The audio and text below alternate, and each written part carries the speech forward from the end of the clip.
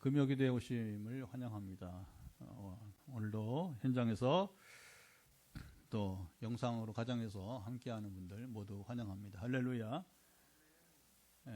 작가 한강이 우리나라 최초로 노벨 문학상을 수상했습니다. 아시아 여성으로도 첫 수상이기도 하고요. 어제와 오늘 뉴스는 온통 한강 작가 이야기입니다. 대한민국의 위상이 날로 지금 자라고 있습니다. 노벨 평화상도 받고요. 이제 문학상도 받았으니까 나머지 4개가 더 있죠. 어떤 상이 있어요? 노벨상에는 물리학상도 있고 또 화학상, 그리고 생리 및 의학상, 그리고 마지막에 경제상, 이렇게 6가지 이렇게 되는데 2가지 받았으니까 우리나라 위상이 또 점점 이제 높아지고 있고, 또 우리 또 의학이나 지금 이제 우리 이공학 쪽에도 상당히 발전하고 있으니까 기대가 됩니다. 그 나머지 상들을 한국인들이 또 하나씩 또 받는 날을 기다려 보는 것이죠. 자, 불가능하게만 여겨졌던 일들이 하나씩, 자, 우리 한국인들도 할 수 있다. 현실을 경험하는 시대를 사는 복을 저와 여러분들이 오늘 누리고 있습니다. 최근 이 노벨 문학상은 거의 백인들이, 이제 유럽 사람들이, 이제 미국이나 서방 사람들이 독차지해 왔는데, 참 쾌거라 할 수 있는 것이죠. 자, 한강의 작품은 지금 뉴스에 보도되는 대로 제주 4.3 사건과 광주 5.18 등 이 땅에서 일어나서는 안 되는 험악한 사건을 배경으로 합니다. 문체가 딱딱하고 어려워요. 일반인들 읽기에는 쉽지가 않습니다. 그러니까 설명을 들으면서 읽어야 깨닫게 되는 것이죠. 자, 문학은 허구일 경우가 많은데, 한강은 우리 민족이 이제 겪은 현실적 고통을 문학으로, 이게 이제 위대함, 이게 인정이 돼가지고 노벨상을 받게 된 것이죠. 이제 우리 현실적 고통을 문학으로 그대로 옮겨 주었습니다. 자, 한강 작가의 문학은, 자, 이제 우리 민족이 겪은 고난을 이제 다루고 있는데, 오늘 우리가 지금 마주한 욥의 이야기도 고난과 고통 속에서 우리 인간의 한계를 그린 시문학입니다. 사람이 당하는 고난과 고통을 배경으로 기록한 문학, 시나 소설, 수필 등 되게 다 어렵습니다. 한강의 작품만이 아니라 욥기도 어렵고, 또 세상 다른 사람들이 고난을 배경으로 하는 것들은 이제 좀 어렵다고 하는 것이죠. 우리말 번역은 욥기가 이제 산문체로 되어 있는데, 하지만 욥기는 실제는 시문학입니다. 작가 한강이 영국과 프랑스, 이태리 또 등에서 상을 계속 받으면서 그의 작품이 널리 이제 알려지기 시작해요. 저도 잘 몰랐어요. 근데 이제 최근 벌써 그쵸, 수년 전부터 이제 하여튼 영국의 북커상하고 또 이태리의 또 무슨 상, 프랑스에서 계속 그 유럽의 주요 국가에서 이 문학상을 받으면서 한강이라고 하는 이름이 점점 알려지게 된 것이죠. 자, 어제 밤에만 한강의 책이 10만여 권이 10만여 권이 이제 주문이 되었답니다. 자, 욥기도 대중화된 시편과 잠언에 가려서 그 가치가 잘 알려지지 않다가 신학이 발달하면서, 이게 중요합니다. 신학이 발달하면서 이제 욥기가 어렵잖아요. 그렇죠? 저도 신학을 공부하기 전에는, 목회를 하기 전에는 거의 읽지를 못할 정도로 난해한 그런, 재미도 없고 그런 성경 가운데 하나였습니다. 하지만 이제 신학이 발달하면서 자기의 중요한 거죠. 자, 성경의 최고 문학으로 여러분 인정받고 있어요. 성경을 대표하는 문학으로, 문학적 형태로 물론 뭐 이제 그 성경이니까 단지 문학이 아닙니다. 하나님 말씀입니다. 그런데 이제 이것을 이제 형태로 분류하면 이게 시문학인데, 성경의 66권 가운데 문학적으로 가장 뛰어난 그 작품으로 봤을 때 무엇이냐 하실 때에 여러분 시편이 아니고 단연코 욥기가 넘버원이다 하는 것입니다. 자, 인류 역사 가운데 가장 신비한 것은 바로 고난을 경험하는 것입니다. 힘들죠. 그렇죠? 감당할 수 없는 것이기도 하고요. 인생의 가장 깊은 경험은 고난과 고통에서 이루어집니다. 오늘도 고통 가운데 있는 우리 한 분이 저랑 소통하면서 오늘은 어떻게 보냈어요? 이렇게 매일 소통하고 확인하고 또 기도하는 분인데, 들어보지도 못하고 알 수도 없는 이 어마어마한 통증을, 암의 후유증, 어떻게 해야 할지 알 수 없어 죽게만 엎드립니다. 저는 뭐 지금까지 15년 동안 소위 치유사역을 하면서 이런 사람 저런 사람은 고통 이야기를 많이 들어봤는데, 이렇게 본인이 또 이렇게 감당할 수 없는 이 통증, 암의 후유증을 이렇게 표현한 것을 문자를 받고, 저도 이 앞이 캄캄하고 또 눈물이 이제 나왔습니다. 하나님께서 이 고난의 시기를 잘 이겨낼 수 있도록 여러분 기도해 주시기 바랍니다. 우리가 지난 화요일 날도 누군지 이제 이름을 다 소개하지 않았지만 하여튼 서울의 우리 노지사님, 하나님 끝까지 지켜달라고 여러분 기도해 주시기 바랍니다. 욥기는 1, 2장 욥의 고난 이야기 서론을 시작으로 3장부터 37장까지 길게 욥의 고난을 가지고 5사람이 논쟁한 이야기입니다. 이런 그 논쟁 이야기인데 그걸 이제 시문학으로 만들었으니까 참 대단한 것이죠. 욥을 비롯한 5명의 논쟁은, 자, 욥이 갑자기 고난을 당한 이유가 무엇인가 였습니다. 욥은 자기는 지금 자기가 고난을 당할 이유가 없다 이렇게 항변을 하는 것이죠. 그렇잖아요. 동방에 의인이고 부자였는데 이게 뭐 소유한 모든 짐승떼가, 그쪽은 이제 목축을 하는 곳이니까 소나 양이나 낙이, 낙타, 이게 다 그냥 다 지금 미국의 그 밀턴이라는 허리케인이 플로리다를 서쪽에서 동쪽으로 이렇게 훑고 지나가는 거예요.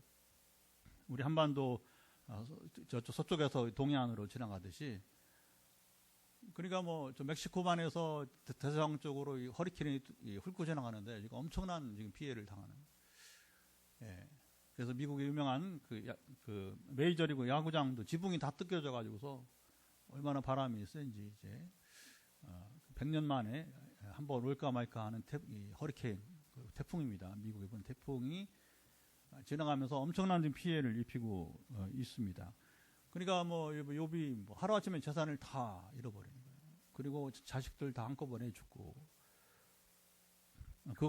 그리고서 이제 그것을 이제 욥에게 소식을 전해주는 전력만 살아서 나만 살아왔다 뭐 이렇게 얘기하는 거죠. 처음에는 짐승이 죽고 재산 다 날아가고, 그리고 사랑하는 자녀들 한 명 남지 않고 다 바람이 불면서 이게 이제 내가 이런 고난을 당할 이유가 무엇입니까? 하나님께 욥이 이제 항변하는 거죠.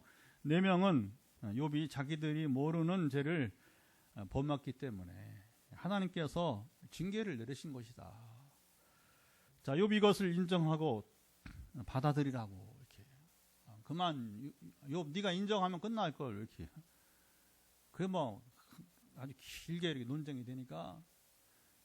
그래서 어제 아침에 우리 목회자들이 이제 한 12명이 이 말씀을 나누면서 논쟁 이야기를 들으면서 참 더 할 말이 없을 만큼 충분히 그들이 이제 욥은 아니다. 5명은 네가 문제가 있다. 이렇게 이제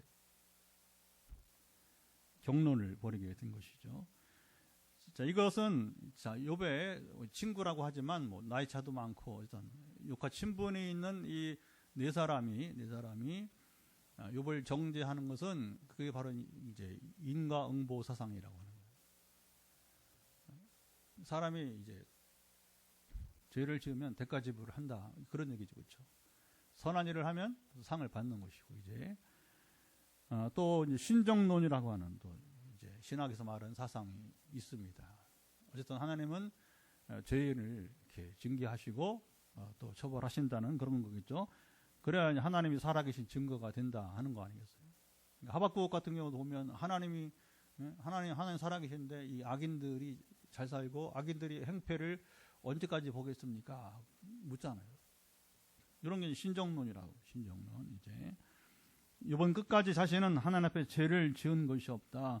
나의 고난은 내 죄와 상관이 없다 노래했습니다. 이 노래가 3장부터 37장에 5명이 주거니 받거니 하면서 이어지다가 멈추고 논쟁이 끝나고 하나님이 개입하시면서 38장, 41장에 하나님께서 욥에게 임하셔서 말씀하신 이야기가 됩니다.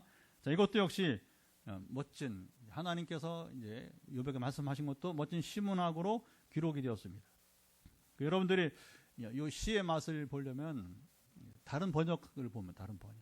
그래서 여러분들이 홀리 바이블넷 또는 이제 홀리넷을 치면 검색을 하면 거기에 이제 개역 개정을 기본으로 우리가 읽는 성경을 기본으로 거기에 이렇게 비교할 수 있어요. 쉽게 어렵지 않게. 그러면 이제 왼편에는 지금 우리가 읽는 개역 개정이 있고 새 번역이나 공동 번역이나 현대내 성경 또 영어 하신 분들은 또 영어에도 한 세 종류. 그래서 이제 NIV 그다음에 옛날에 킹 제임스 버전 뭐 또 이런 거 NASB 최근에 버전 NASB 이런 것들이 이제 있어서 저도 오늘 뭐 당장 설교 준비할 때에 되게 이렇게 대조해서 보기도 하는 것이죠. 그리고 훨씬 그 영어 성경은 거의 시 형태로 확실하게 구분되어 있어요. 우리말 번역은 조금 어렵습니다. 이게 참 번역이 어려운 거예요. 번역이. 그러니까 이제 한강이 노벨상을 수상한 공로가 영국에 이제 그 한 여성이 한국말을 독학을 해가지고 그러니까 이제 저도 이제 영작을 합니다. 주기적으로. 또 아시아 아프리카 갈 때에 영어를 강의하고 또 부흥회 해야 되니까 영작을 해야죠. 원고를 가지고 와요. 미리 또 원고를 줘야 현지인들이 자기 말로 통역을 하니까. 근데 사실은 뭐 외국인이 여러분이 이제 하는 한국어는 한계가 있는 거예요, 그렇죠? 제가 영어에 한계가 있듯이. 아주 솔직하게 얘기합니다. 그래서 아프리카 아시아에 영어로 강의를 하고 소통할 때는 이 영어가 내게도 외국어고 당신은 외국어다. 한계가 있다는 거죠. 그러나 이제 그래도 이제 원고를 미리 줬으니까 소통에는 아무 문제가 없고 또 부족한 것은 이제 그 자리에서 바로 대화를 하면서 이제 질의응답을 하면서 풀어가니까 해결될 수 있는 것이고요. 그러니까 어쨌든 뭐 지금 이 번역이 참 쉽지 않은 거예요. 쉽지 않은 것입니다. 자, 그치쯤을 왔던 5명의 논쟁이 멈추고 하나님께서 이때 욥에게 나타나신 의미가 여러분 무엇일까요? 자, 하나님께서 욥에게 임하셨습니다. 자, 1절 2절. 자, 어떻게 임하셨나요? 1절 2절. 그때에 여호와께서 폭풍 가운데에서 욥에게 말씀하여 이르시되 무지한 말로 생각을 어둡게 하는 자가 누구냐? 자, 그때는 욥과 친구들이 논쟁을 마칠 즈음에 하나님이 개입하시는 때가 있어요. 아무 때나 임하지 않으시고 우리 인생에 여러분 이제 하나 임하시는 요게 이제 중요한 거죠. 임하시 전까지는 참 답답하고 한숨 짓고 저도 그랬어요. 저도 이제 15년 전에 2010년에 포항에 온 지 담임 목회를 한 7년 정도 했는데 이게 뭐 환경이 잘 안 바뀌고 제가 박사학위를 하고도 2년이 지났는데도 이제 저도 뭐 지식은 막 늘어난 것 같아요. 정보는 뭐 쏟아내는데 그러나 교회도 안 변하고 이게 참 저는 딜레마입니다. 사람이 지식으로 할 수 없을 때 그때 딜레마가 하는 거예요. 근데 그때 성령이 오셨어요. 제가 살아나는, 제가 지금까지 살아나는, 이제, 그리고 가장 행복한 시즌을 15년째 이제 보내고, 예, 앞으로 평생에 행복한 시즌을 보낼 테니까. 할렐루야. 자, 하나님께서 폭풍우 가운데 임하셨습니다. 자, 이것은 하나님께서 임재하실 때에 나타나는 징조를 표현합니다. 그래서 출애굽기 19장에 보면 이스라엘에게 시내산에서 하나님 임하실 때에, 또 열왕기상 19장에 보면 호렙산 엘리야를 이제 호렙산으로 이끄시잖아요, 그렇죠? 바알 선지자와 싸우면서 지치고 이세벨 왕후가 죽이려고 하니까 그만 엘리야 선지자가 제 아무리 엘리야라도 번아웃 되는 거예요. 완전히 이제 지쳐 녹초가 돼 버리니까 하나님이 그를 급하게 시내산으로, 시내산이 호렙산이에요. 결국에 그 거룩한 산, 거룩자가 들어간 하나님이 임재한 곳이니까 그 모세 때 임했던 곳이고, 또 다시 세월이 지난 많은 세월 후에 엘리야 때 다시 하나님이 그곳에 임재하실 때에 징조가 나타나잖아요, 그렇죠? 그래서 이제 천둥과 번개, 그리고 이제 막 지진이 나기도 하고 불이 나기도 하고 바람이 또 지나간 현상이 일어났습니다. 오해하면 안 되는 거예요. 하나님 불이 아닙니다. 불이 하나님이 아니에요. 천둥이 하나님이 아니라고 하는 겁니다, 여러분. 이제 바람이 하나님이 아니고, 지진 하나님이 아니고, 이거 뭐예요? 하나님이 임하시니까 준비하라. 뭘 준비하라고 해요? 그의 말씀을 들을 준비를 하라고 하는. 이게 중요합니다. 자, 출애굽 때 시내산이나 엘리야 때 호렙산이나 오늘 말씀을 우리에게도 중요합니다. 어떤 징조가 있으면 징조가 중요한 게 아니라 그 징조 가운데 말씀하시는 하나님의 말씀을 들을 준비를 해야 된다. 할렐루야. 이게 너무 중요한 거예요, 여러분. 이제 이 모든 경우에 중요한 것은 현상이 아니고 바로 하나님 말씀입니다. 현상은 하나님 말씀이 들리기 전에 일어났어요. 그래서 이제 사인이죠. 준비하라. 하나님 말씀이 곧 들린다. 하나님 임하셔서 말씀하시니까 이제 들을 수 있게 되는 것이죠. 하나님 거룩하시기 때문에 우리가 준비되지 않으면 그게 충돌되는 거예요. 죽는 거예요, 사람이 죽는 거예요.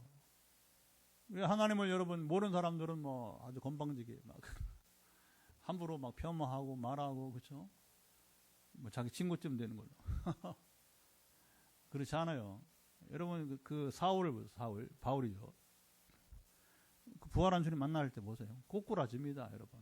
하나님 아들이시잖아요. 그러니까 하나님 거룩하심 앞에 뭐냐면 바울처럼 꼬꾸라지고 눈이 머는 거예요. 그 자연히 눈이 감기는 겁니다, 여러분. 볼 수가 없어요. 왜냐하면 그 정오에 가장 햇빛이 뜨거울 때, 햇빛이 강하게 비칠 때 주님이 나타나셨는데 그 태양보다 더 밝은 빛이니까. 할렐루야.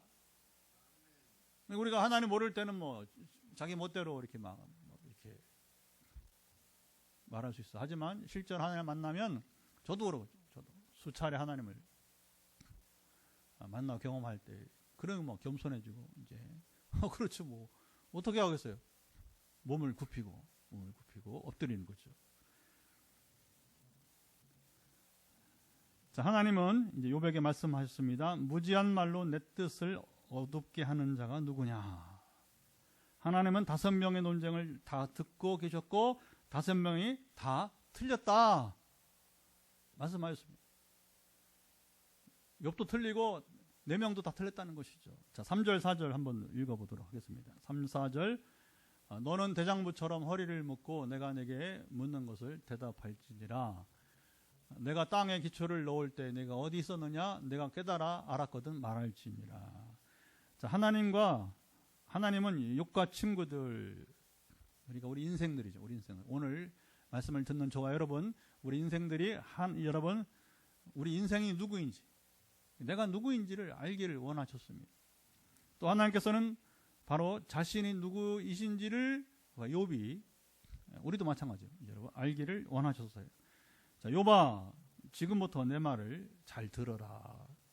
너는 대장부처럼 허리를 묶으라. 허리 묶으라는 무슨 말이에요? 긴장. 그러니까 지금 긴장감을 갖고 정신을 바짝 차리고 내 말을 듣고 그리고 답을 해보라. 하나님이 막 보통 부드러우신데 이런 때는 강하게, 그렇죠? 때로는 뭐 우리를 친구라 말씀하시기도 아브라함은 내 벗이다 말하고. 여러분 아무 때나 하나님이 우리를 친구라 하지 않으셔요. 이게 조심해야 돼요. 친구라고 하니까 아까 말한 맘 먹으면 큰일 나는 거지. 하나님 누군지 모르는 사람들이 하는 태도예요. 자, 내가 세상을 창조할 때 너는 어디 있었느냐? 내가 창조할 때 도량법은 설계. 응? 여러분 이 욥이 뭐 하나님 창조의 설계도를 합니까? 그러면 여러분 설계도 우리도 이제 건축을 했잖아요. 교회 건축을 했는데 건축하기 전에 우리 주장로님이 이제 소원의 하하교회 우리 또 그 장로님 설계사 본인이 설계할 수 있었지만 어쨌든 팀워크가 돼가지고 또 수원의 하하교회 장로님이 또 설계를 하고 감리를 또 섬기고 그다음에 현장에 그렇죠. 측량을 하고 측량은 일반인이 하면 안 됩니다. 구청 미리 신고해서 나와서 측량을 구청 직원이 정확하게 이제 측량을 하고 그다음에 거기 뭐냐면 선을 긋잖아요. 그렇죠? 줄을 이렇게 해서 선을 긋습니다. 자, 주추 땅을 받치는 기둥 어디에 세우고 모퉁이들은 누가 놓았는지 아느냐? 자, 7절도 보죠. 이렇게 말하고 있습니다. 7절 그때의 새벽별들이 기뻐 노래하며 하나님의 아들들이 다 기뻐 소리를 질렀느니라. 그때는 창조의 때입니다. 사람들은 아무도 없었던 때예요. 자연 창조 후 자연과 하나님의 아들들, 그리고 여기 신의 아들들은 누구냐? 바로 천사들. 성경 그렇게 표현해요. 그래서 자연과 천사들이 기뻐 소리를 질렀던 때를 말하게 됩니다. 사실은 창세기 1장에는 창조기사가 나오지만 첫째 날, 둘째 날 하잖아요. 그렇죠? 그러니까 우리가 이해하기 쉽게 말씀하신 것이지. 그리고 되게 이제 자연 창조 후에 사람이 살 수 있는 준비를 갖추고 마지막으로 이제 사람과 짐승을 창조하시잖아요. 그렇죠? 짐승과 사람을 마지막에 창조하시는데 사실은 우리가 그 시간 개념이 이게 알 수가 없는 거예요. 그렇죠? 너는 그때 존재하지도 않았다. 그러면서 8절부터 41장 34절까지 다양한 우주와 그리고 하나님의 섭리 이야기를 노래했어요. 아주 멋진 여러분 시가가 여기 펼쳐지는 겁니다. 그리고 오늘 본문 34절 41절에서는 번개 이야기를 하고 구름, 먼지, 흑덩이 자, 이런 자연의 움직임들 이야기 그리고 사자 얘기합니다. 사자들의 먹이를 공급하는 것, 까마귀의 먹이를 마련하는 것 이야기 이게 다 하나님께서 욥에게 이렇게 말씀하셨습니다. 그가 하나님의 말씀을 들으나 자 이게 중요한 거죠. 아무것도 대답할 수 있는 여러분 질문이 아니었어요. 대답할 수 없는 질문들만 하나님이 하시는 것입니다. 자, 하나님께서 욥에게 임하셔서 자, 이렇게 말씀하신 그가 알 수 없는 것, 대답할 수 없는 것들을 여러분 물으신 이유가 무엇이었을까요? 자, 욥과 네 사람이 욥이 당한 고난에 대해서 열심히 논쟁을 했습니다. 모두 자기 말이 옳다고 주장했어요. 지금도 그렇잖아요. 어떤 문제가 있으면 이제 서로 자기가 옳다고 그러죠. 그리고 막 이게 뭐 팽팽해가지고 그 뭐 친구 관계도 상하고 저희도 그랬어요. 저희도 정강훈이 나타나면서 이런 시기 때문에 동기들이 짝짝 갈라졌어요. 짝짝 갈라졌어요. 아주 뭐 가치가 없는 사람을 통해서 왜 우리 사이가 갈라진 내가 한탄을 해도 아무 대답도 없어. 갈라진 친구들이 아주 너무너무 기가 막힌 어이가 없는 여러분 일입니다. 사람이 그런 거예요. 자기가 서로 옳다고 주장하는 거예요. 하지만 5명 모두 틀린 말이었습니다. 하나님께서 욥에게 나타나셔서 그것을 지적해 줬습니다. 너희들이 오랫동안 논쟁을 하고 있으나 모두 틀렸다. 너희는 모두 무지한 말로 잘못된 지식이란 거죠. 정보로 내 뜻을 영어 성경 번역이 카운설 내 뜻을 가렸다. 이제부터 너희는 너희 인생이 누구이고 내가 누구인지 알라고 말씀하셨습니다. 욥에게 너는 긴장하고 정신을 바짝 차리고 내 말을 듣고 대답을 해보라 이렇게 말씀하셨습니다. 하나님이 욥에게 말씀하시고 물으신 것은 자, 욥이 한마디도 대답할 수 없는 이제 이야기들이었습니다. 하나님은 자 보세요. 의도를 가지시고 욥에게 지금 말씀하시고 질문하셨어요. 하나님은 지식에 또 능력에 인격에 완전하신 분이에요. 그러니까 지금 욥을 골탕 먹이려고 하는 게 아니고 이게 중요한 거죠. 여러분 우리가 하나님 때로 우리에게 시련을 주시기도 하고 우리가 또 이렇게 또 스스로 깨달은 과정 속에 있을 때 우리를 골탕 먹이려고 하는 게 절대 아니에요. 오해하면 안 됩니다. 왜냐하면 인격이 완전하신 분이기 때문에. 할렐루야. 하나님 의도를 가지고 욥에게 말씀하시고 질문하셨어요. 세상 누구에게든지 창조 이야기를 하고 물으면 답할 사람이 아무도 없습니다. 답을 못하니까 다윈이 나타나가지고 이제 갑자기 진화론 얘기 나오는 거예요. 할 말이 없으니까. 할 말이 없으니까 엉뚱하게도 진화론이 이렇게 여러분 되는 겁니다. 창조를 기록한 창세기 1장을 반복해서 읽으며 저도 그렇잖아요. 상상의 나래를 펼쳐보지만 그때 일을 도무지 알 수 없습니다. 그 현장에 있지 않았기 때문입니다. 오늘날처럼 생방송을 하고 또 녹화 장면을 볼 수도 없습니다. 지금 우리 금요기도회가 빛내리교회가 물론 다른 교회도 마찬가지지만 유튜브 생방송을 하고 있어요. 오늘은 좀 적게 왔네요. 5명이지 방송에 같이 하고 있는데 그러면 이제 그 퇴근 시간이 안 맞고 그러면 또 다른 분들은 어떻게 하냐면 이제 이걸 지금 우리 끝나고 이제 녹화된 거죠. 녹화되어도 관계없습니다. 그냥 틀면 처음부터 보고 싶으면 그냥 찬양 산소모 쭉 이어져요. 얼마나 이게 좋은 여러분 시대인지 몰라요. 또 요즘 스포츠 경기를 하면서 비디오 체크하는 시간이 있습니다. 심판 판정에 불만 있으면 뭐라 그래요? 바로 이제 영상을 확인 요청을 하게 되는 것이죠. 근데 우리는 창조에 대해서 그때도 없었고 또 지금 우리가 여러분 알 수 있는 길이 없다는 거, 알 수 있는 길이. 욥은 자신이 답할 수 없는 이야기와 질문 앞에서 할 말을 잃었습니다. 그는 깨달았습니다. 자신은 이게 중요합니다. 나는 피조물이 오늘 설교 제목이에요. 하나님은 창조주이심을요.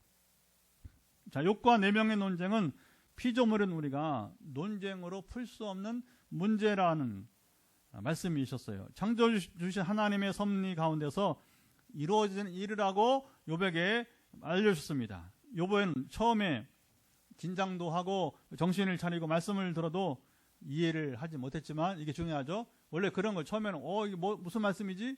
근데 41장까지 말씀이 이어지면서 왜 그러면 잡으세요. 38, 39, 41 이 욥의 10분의 1 4장에 걸쳐서 그것도 길게 하나님이 이제 욥에게 지금 나타나서 말씀하시고 여러분 있습니다. 왜냐하면 욥이 깨닫고 이게 중요한 거예요. 욥이 깨닫고 그 영적인 눈도 뜨이기까지 말씀을 하신 겁니다. 이게 하나님 인격인 거예요. 골탕 먹이려고 하나님. 여러분 사람들은 그럴 수 있어요. 사람들은 그러잖아요. 사람들은 경쟁 관계에 있어 막 골탕 먹이고 그렇죠. 안갚음하고 또 이렇게 복수도 하고 막 이렇게. 하나님 그러신 분 아니에요. 절대 하나님 그러신 분이 아닙니다. 말씀을 듣는다고 깨달을 수 없습니다. 여러분 하나님께서 깨닫게 하셔야 깨달을 수 여러분 있습니다. 말씀을 듣는 것도 우리가 현상이나 기적을 보는 것도 마찬가지입니다. 자, 욥과 4사람은 고난의 문제를 여기 주목하세요. 인과응보나 심정론의 입장에서 아까 심정론 입장에서만 이해했어요. 욥은 내가 죄를 지은 것이 없는데 이렇게 심한 고난을 당한 것이 부당하다고 항변했습니다. 4사람은 아니다. 그럴 리가 없지. 내가 잘못한 일이 없는데 이런 고난이 내게 일어날 수는 없다. 마치 경찰이나 검찰이 그렇잖아요. 죄도 짓지 않는 사람에게 폭행을 하면서 지금은 못할 거래요. 지금은 또 모르죠. 경찰, 검찰의 일이 알 수가 없으니까. 근데 이제 옛날에 그런 게 맞아요. 그래서 이제 그 건수를 사건 처리 경찰들이 검찰들이 이제 진급을 하려고 이제 이게 참 무서운 거죠. 이게 불법을 자행한단 말입니다. 그래서 죄를 만들어 자백하게 하는 것과 같았습니다. 우리나라는 이런 어처구니 없는 이 사법부의 이런 검찰 이 어리석은 사람들의 사례들이 많이 있어서 너무 잘 아는 이야기입니다. 자, 욥이나 네 사람은 하나님께서 제 여보에 따라서만 고난을 주신 것이 아니라 우리를 연단하기 위해서, 자, 이게 중요합니다. 우리는 답을 알아요. 지금 세월이 오래 지났고 신학이 발달하고 또 이제 우리가 욥기 전체를 우리가 알고 있기 때문에 하나님께서 지금 욥에게 이런 심한 고난을 주신 것은 욥을 연단하기 위해서 고난을 주신 것 압니다. 하지만 당시에 욥이나 그 네 명은 알지 못했습니다. 자, 이것은 기독교 신앙, 다시 말하면 창조와 구속의 하나님을 믿는 우리 신앙 외에는 여러분 도무지 알지도 못하고 해석되지 않는 여러분 일이에요. 욥의 고난은 욥의 죄가 있어서 고난이 임한 것이 아니고 하나님의 특별한 섭리 가운데 이제 욥 또 그 이후에 욥만 아니라 모든 여러 인류들이 고난에 대해서 올바로 인식하도록 가르치시기 위해서 주신 고난이었습니다. 본보기. 어떻게 보면 참 욥은 억울할 수 있어요, 그렇죠? 아니 왜 나를 본보기로 삼으려고 이렇게 큰 고난을 주시느냐? 그거 알 수 없어요. 하나님의 인류를 가르쳐야 되니까, 그렇죠? 이런 일들은 사실은 욥의 이야기 말고도 많이 있어요. 하나님은 자 보세요, 그냥 무조건 이렇게 행하지 않으세요. 즉흥적으로 행하지 않아요. 놀라운 계획을 가지고 주님은 우리가 고난이라 할지라도 여러분 하나님은 여러분 그 놀라운 계획을 가지고 일하시는 분이십니다. 자, 이것을 욥이 깨닫도록 욥이 자기의 한계, 피조물로서 자신의 한계를 알게 하시고, 자, 그 다음에 하나님의 무한하심을 깨닫게 하셨던 것입니다. 자, 이런 일들은 예를 들어서 요한복음 9장에 보게 되면 나면서부터 맹인된 사람의 이야기가 나와요. 그러니까 이제 뭐 제자들이 이제 이 사람 보면서 주님, 저 사람이 나면서부터 앞을 보지 못하는 것은 누구의 죄 때문입니까? 이게 이제 인간보예요. 신정론 이런 게 나오는 겁니다. 그 부모의 죄 때문이, 자기의 죄 때문이 뭐 이렇게 나오잖아요, 그렇죠? 주님이 딱 끊잖아요. 아니다. 누구의 죄 때문이 아니다. 하나님이 하신 일을 나타나기 위해서라다. 할렐루야.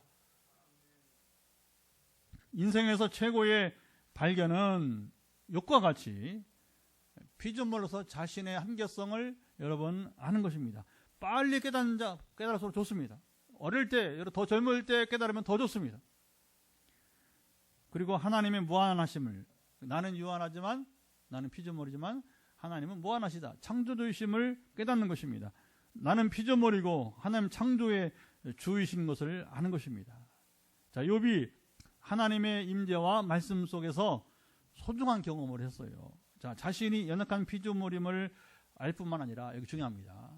욥은 자신이 죄인이라는 사실을 여러분 깨닫게 되었습니다.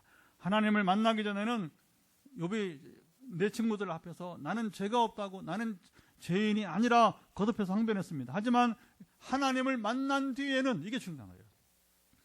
하나님을 만난 뒤에는 그의 생각이 바뀌었습니다. 자신이 하나님 앞에서 서보니 터무니없이 부족하고 또한 죄인인 모습을 여러분 발견했습니다.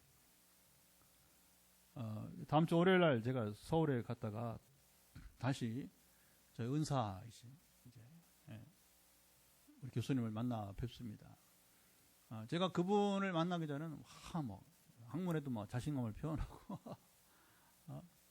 한국에 있을 때 유학하기 전에 근데 이제 우리 이 교수님하고 같이 이제 이렇게 세미나를 해보면 내가 터무니없이 부족한 거예요. 원래 그런 겁니다, 여러분. 근데 뭐 이 어른은 지금 구순이 다 돼가시는데 지금도 책을 쓰시고 지금도 공부하시고 풀어가는 거 보면 지식과 지혜가 아주 탁월하시고, 여러분 그런 겁니다. 지식과 지혜에 있어서 나보다 못한 사람들 만나면 자기가 제일 잘난 줄 알아.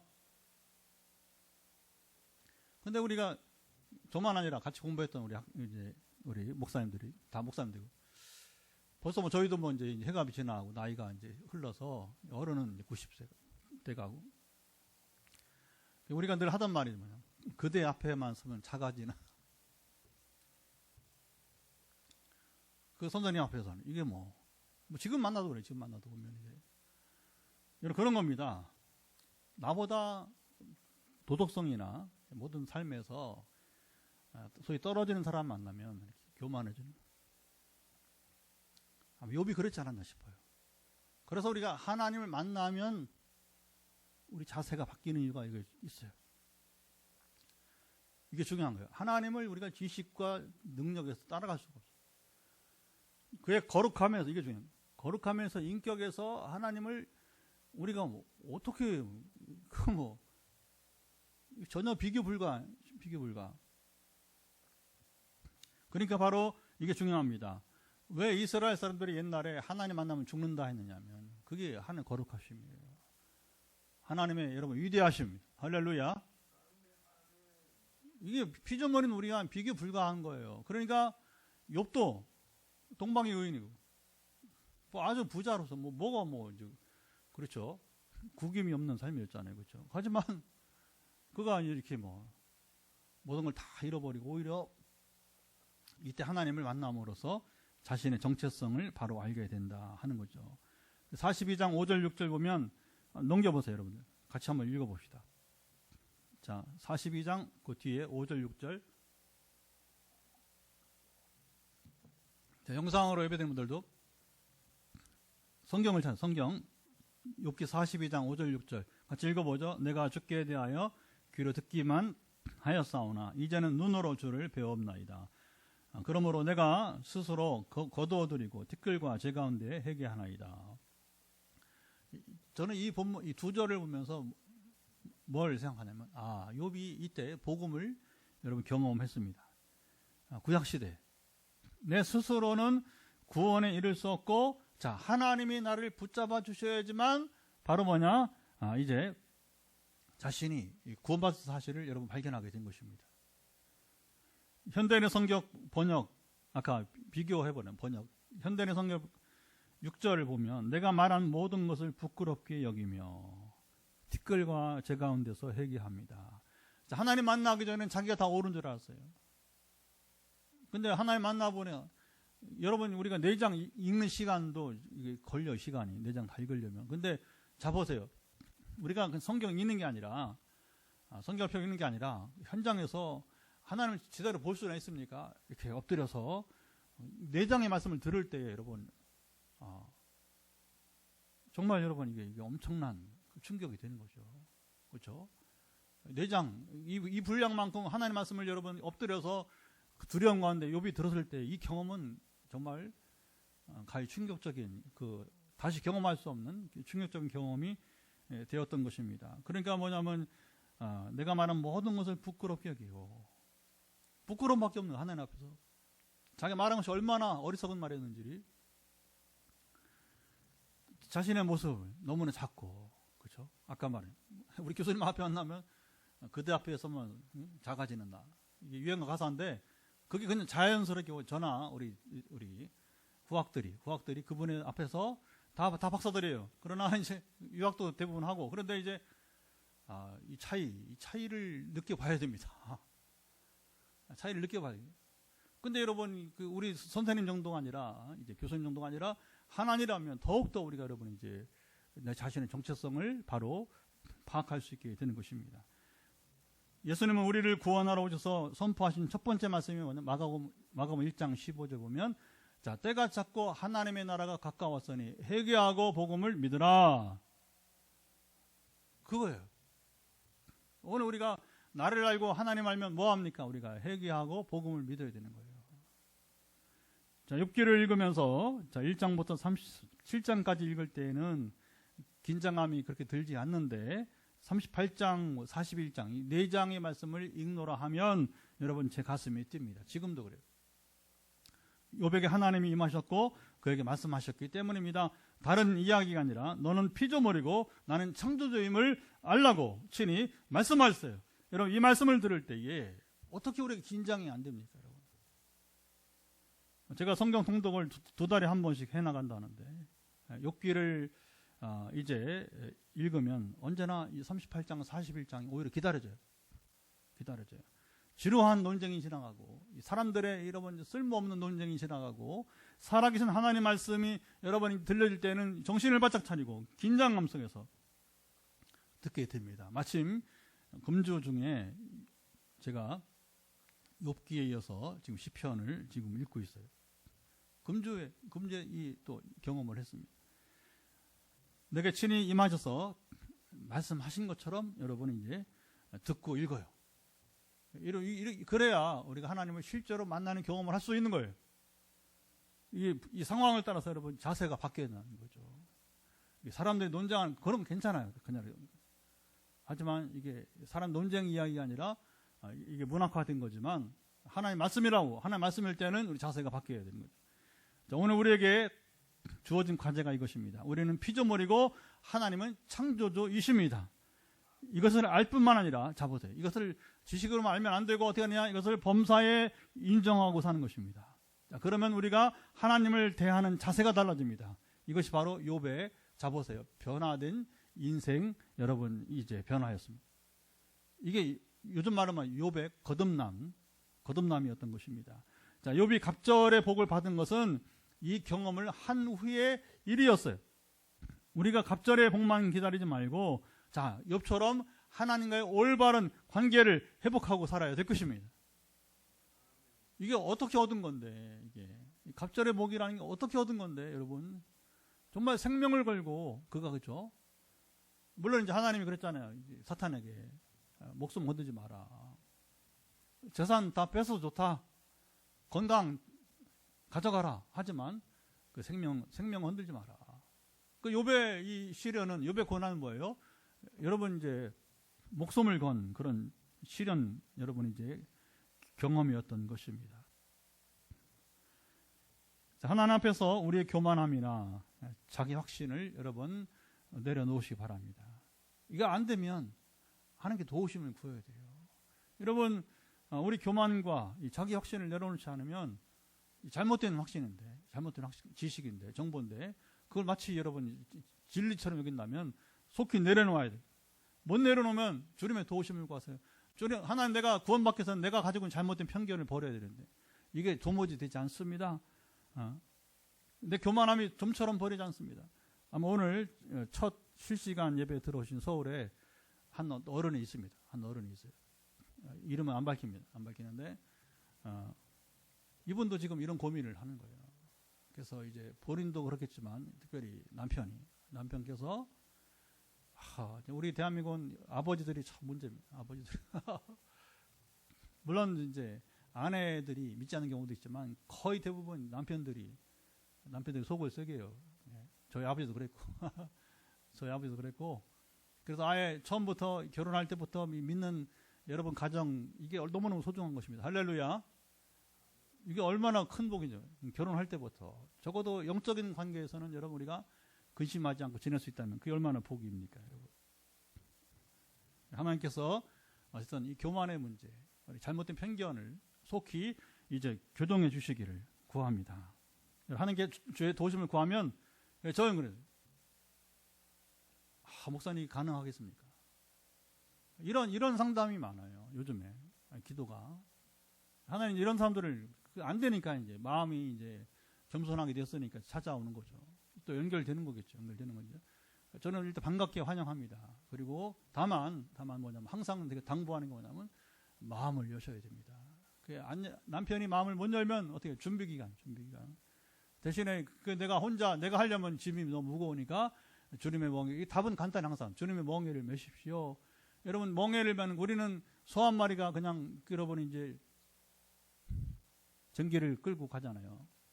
우리 문화예요. 그러나 저쪽 이 팔레스타인 중동 지역은 한 결이 쏘면 뭐냐면 4마리가 보통이 이제 4마리가 그러니까 훨씬 힘이 세겠죠, 그렇죠? 한 마리 거는 것보다 4마리 중에 사실 힘이 다 달라요. 정말 힘쓰는 소가 4마리 다 아닐 수 있다는 거죠. 그러니까 주님이 이걸 비유하는 것이에요. 내 멍에를 매라. 그러면 너희 이제 짐은 가볍고 쉬울 것이다. 할렐루야. 내 멍에는 쉽고 내 짐은 가볍다고 하잖아요. 그러니까 이게 어떻게 쉽고 가볍습니까? 주님이 담당하셨어요. 주님이 십자가 담당하신 것입니다. 오늘도 다 담당하십니다. 그러니까 우리가 주의 도우심을 구하는 건 뭐냐면 내가 담당할 수 없는 걸 주님이 담당하시는 거예요. 오늘 오신 우리 어르신 이 말씀을 잘 기억하시고 선생님 이제 오늘부터 내가 짐을 지지 말고 주님께 구하시고 남편에 대한 모든 짐이 풀어지기를 축복합니다. 예, 오늘 예배 드리면서 이미 아까 우리 노지사님하고 이 두 분 중보기도를 함께 하는 거예요. 함께 하는 거. 그래서 이런 것을 우리가 조금 밝히는 이유는 뭐냐면 우리가 산 제사가 돼. 산 제사가 되려면 뭡니까?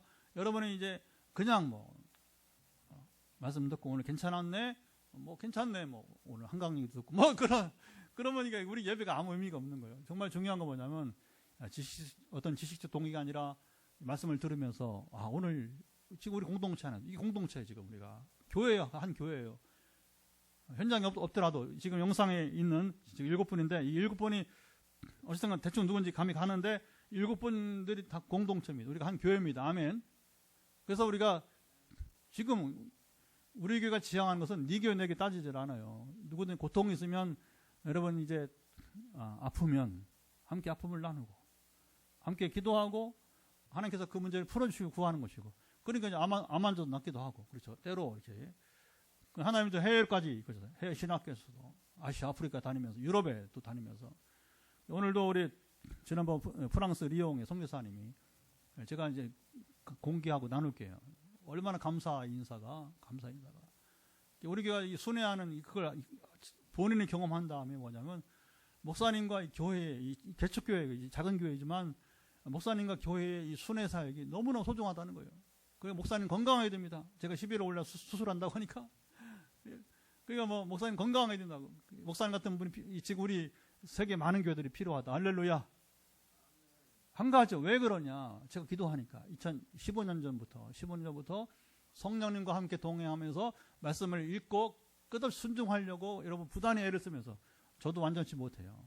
자랑할 거리 없어요. 별로 없어요. 그러나 말씀 앞에 서는 겸손과 기도를 멈추지 않는 것은 제가 자신 있습니다. 아까 말한 누구 쥐지 않을 거예요. 이거 교만이 아니고 제가 삶 자체가 그래요. 저는 이것밖에 없어요. 지금 사는 삶은. 그래서 바울이 말한 것처럼 다른 건 제가 가난하고 뭐 지금 사람이 없이 살고 뭐 우리가 하나님 이건 여러분 담지 마시고 그러나 하나님 말씀을 읽고 순종하고 기도를 쉬지 않는 것. 매일 누군가를 해서 여러분 기도하고 화요일과 금요일은 오늘도 한 40명 가까이 기도하고 9시 반부터 12시까지 이제 밤에 이건 누가 뭐 여러분 흉내낼 수 없는 것들일 거예요. 물론 이렇게 또 하는 분도 있겠지만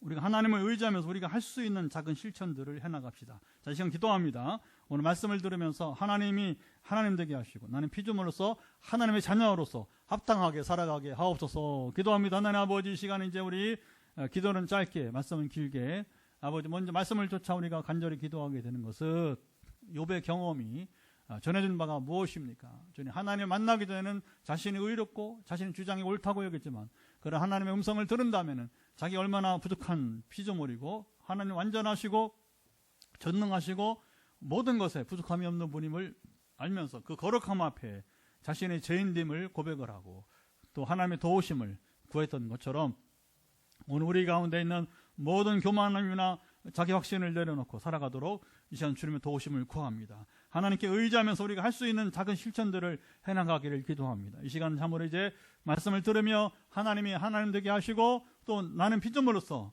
또 하나님의 자녀로서 합당히 살아가도록 간절하게 우리가 참으로 주의 도우심을 구할 때 들으시며 함께 하시고 역사하여 주옵소서.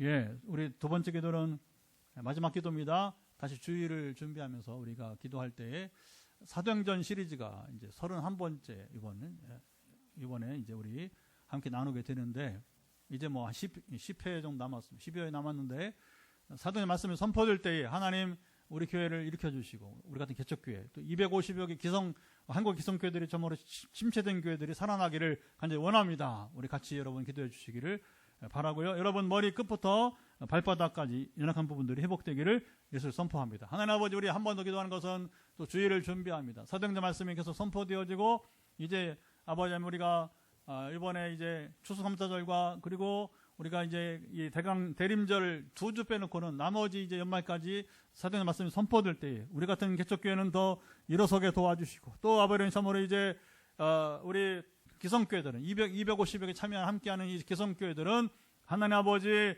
간절히 구하는 것은 주님 그들의 침체된 것을 벗어나게 하시고 하나님 역사하심이 강력히 임할 것을 예수로 선포합니다. 오늘도 우리 기도는 아버지 하나님이여 머리 끝부터 발바닥까지 연약한 부분은 회복될지어다. 회복되기를 예수 그리스도로 선포합니다. 여러분 환부에 손을 얹으세요.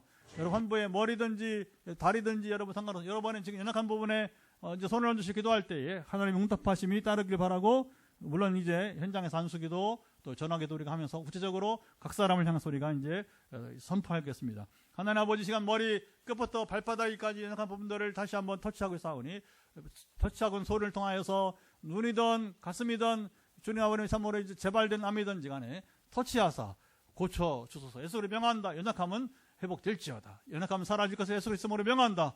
아버지 아시죠? 이 시간 선포를 들으시며 또 새 마음으로 주님을 만나기 원하고, 변하지 않은 남편의 마음, 남편의 교만함, 또 아버지는 참으로 이제 주님을 영접하지 못하는 마음, 주의 이름을 부르며 의지할 때에 과연 역사하심이 나타나는, 하나님께서 우리의 병든 몸만 고치지 않으시고 우리의 부담감, 멍해를 주께서 참으로 함께 마셔서 그 짐이 가볍고 쉬워지게 도와주시기를 원하며, 아버지 아시지요? 우리 심령에 쌓여있는 모든 주여 아버지 하나님 참 답답함과 상처들 치료하심을 믿습니다. 지금 터치한 부분대로, 그리고 이제 마음에 손을 얹으시고 그 지금 가슴에 손을 얹고 심리적인 부담감을 덜고 또 이 상처를 극복하기 원하는 분들 예수 그리스도 명한다. 상처는 떠날지어다. 주님 터치하시면 내가 너를 안다는 음성이 들림으로 해서 시원케 치료하여 주옵소서. 이제는 우리 주 예수 그리스도의 은혜와 아버지 하나님의 사랑하심과 성령의 교통하심이 오늘도